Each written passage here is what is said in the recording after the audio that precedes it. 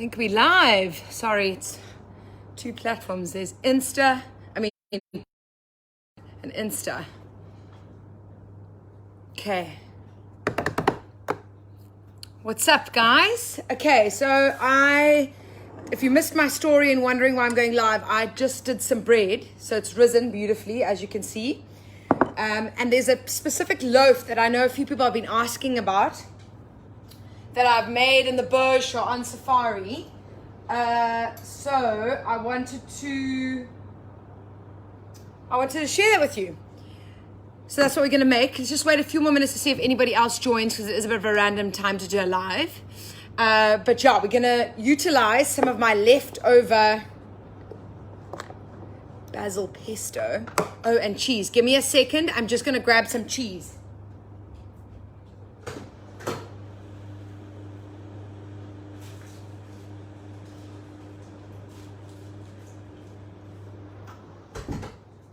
So I'm just going to use mozzarella. I just want to show you the basic recipe. I don't know where anything is today. The basic bread recipe that I have done for you guys a while back. It's on my page. You can use that exact bread recipe to change up the vibes. So you can put flavoring in there. You can make bread rolls with it. You can make a platted bread, which is what we're going to make today. You just can experiment. That's what the whole idea with making bread is. So I have got this beautiful risen bread. It's been rising for about 40 minutes. I've got some basil pesto left over from that pasta I made a couple of days ago. Okay. And I'm going to just quickly grate some cheese. Get all your accompaniments ready, like I apparently haven't done, so that when you start assembling the bread, it's easier. It's easier. And I haven't even had a drink yet. The hell.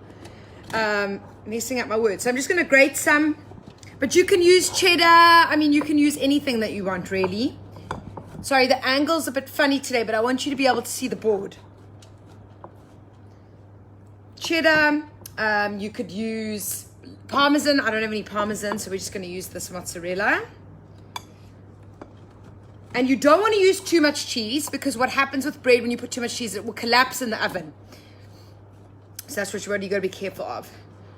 Kimmy, I think I'm making this bread that you've asked me like weeks and weeks ago, the platted one. That's what we're making now. So sorry it's taken me so long to do it for you, girl. Okay, so I've grated some cheese. Probably could do a bit more than that.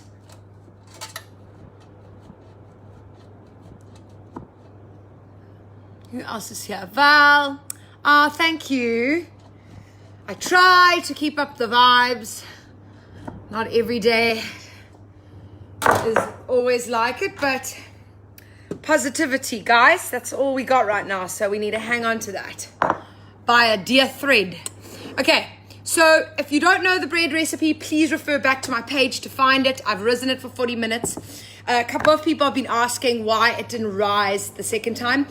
When you now bash it down, you mustn't knead it for too long. The 10-minute kneading is not required. That's needed in the first process of making bread. So I think it's very important that you don't over knead the second rise. So what I'm going to do now is just put a little bit of flour on my board, and I'm just gonna do a bash into the bread. I'm gonna flour my hand whilst I do it, and you just want to do that to let it collapse. Then we're gonna pull it out of the bowl. I did grease it, but if some sticks to the side, just grab it. Just try to keep your fingers as floured as you can. Okay, there we go. And out it comes. So Greg wants 2 breads. I would really not like to do that, but I'm going to do it because he wants his own one to make sandwiches. So I'm going to halve the dough with a nice sharp knife. I'm going to put some aside, and I'm going to just bring this into a workable ball. This is the point where you do not want to over knead it, because you will flatten the yeast that you've created inside there. Okay, and now what I want to do is kind of roll it out flat. Okay, I'm going to get a little dusting of flour. This is going to be a small plated bread just because Obviously, there's only 2 of us, and I'm doing 2 different breads. This is just going to be a little loaf, the second part. So I'm making a rectangle sort of vibe. I'm going to get, I still haven't found the rolling pin just by the way. So let me get something that I can roll with. Okay, we're going to use this. So we're just going to roll it. Okay.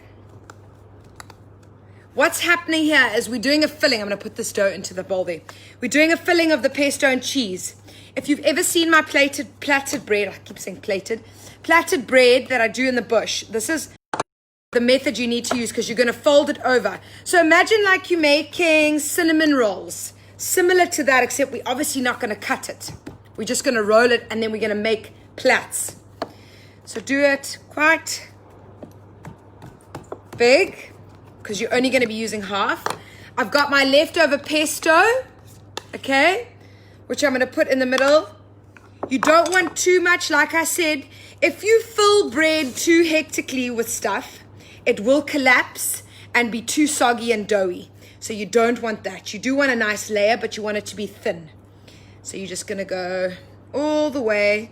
This is why making pesto is so nice. There's so many different ways you can use it, including a beautiful pasta recipe, which I haven't even posted. My mom reminded me of that today. Okay, so hi everyone joining. Sorry, I haven't been saying hello. I know it smells incredible. Okay, so you can see what I've done now with the pesto. Have a look. That's the bread dough. I mean, that could be a pizza right there with cheese. Done, just by the way. That's why making your own bread is so nice. It's so versatile. So I grated the palm, which I'm now going to do a nice sprinkle over. So you're kind of making a square rectangle pizza. Okay.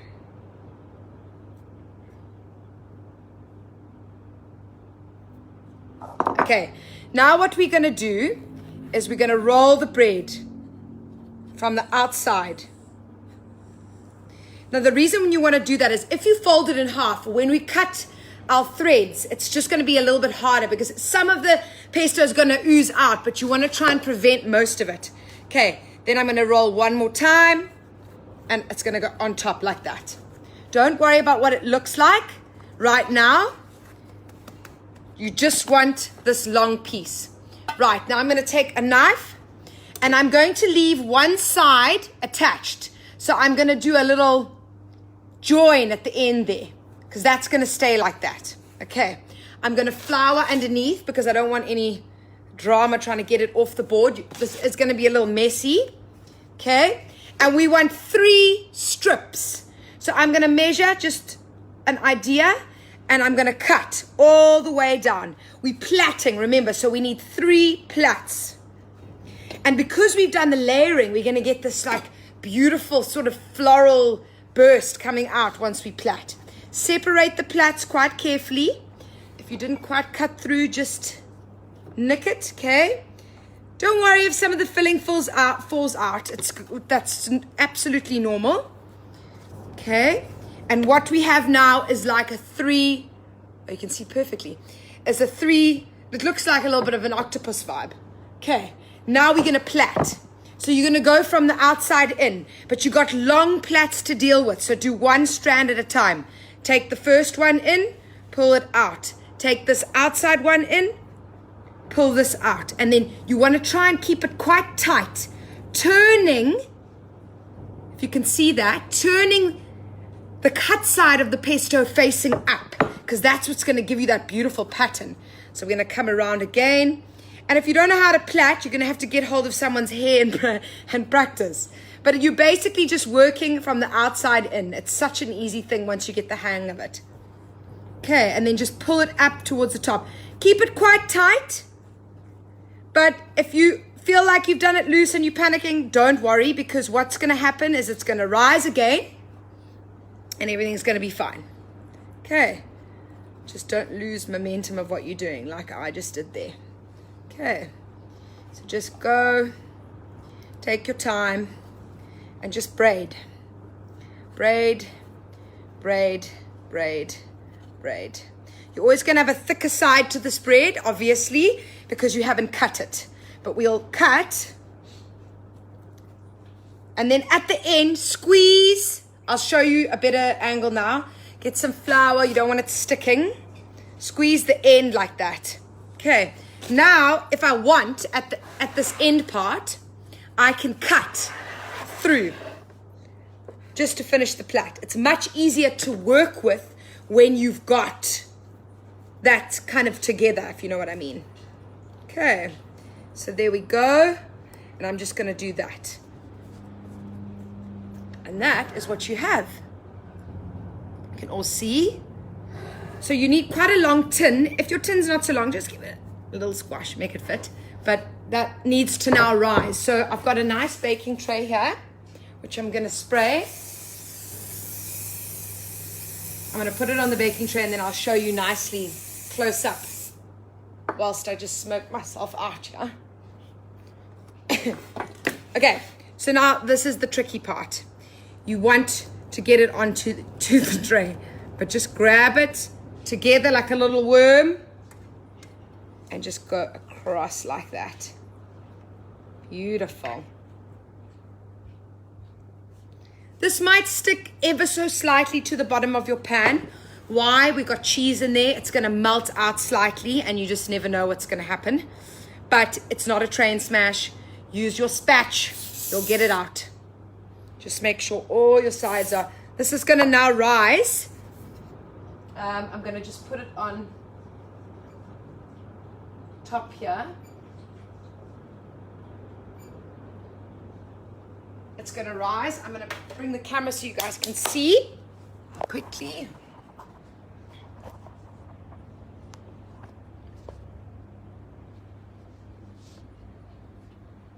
There we go. It's not very good lighting. Hold on. There we go. So you can have a look. And that's what it looks like. It's so pretty. And all that delicious pesto is just going to cook in that bread. So it's going to rise now. You'll see it's already starting to rise, the second rise, which you need to give it at least 25 to 30 minutes to second proof. Okay. So I'm going to just put you back up here. Okay. I'm going to put this now just somewhere warmish where it can prove. Then we have our other half bread here, which I'm just making a little loaf. Greg would like to have a bread loaf so we can have some nice toast in the morning. So I'm going to just literally, the easiest way really is to bring it into a ball. And then once it's in a ball, you make a sort of rectangle, roll it, and make it the size you want it. I'm making it a sort of a kind of little short baguette vibe, just like that. And I'm going to put that into a greased tin, let it double in size.